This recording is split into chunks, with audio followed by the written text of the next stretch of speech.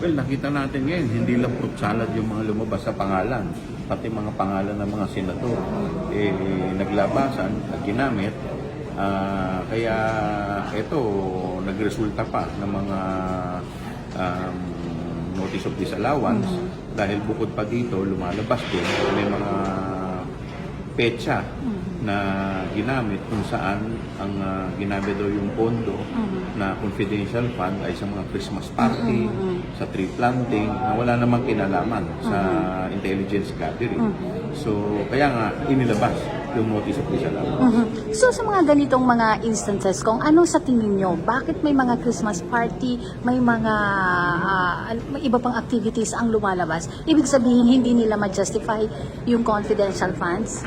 Well, dalawa lang yan. It's either ginamit nilang reimbursement ito sa mga activities nila na which is hindi naman po pwede. Dahil kasi nga, ang paggamit nito dapat pang intelligence gathering. So, isa yan sa nagiging problema na lumalabas ngayon. Pangalawa, yung petsa.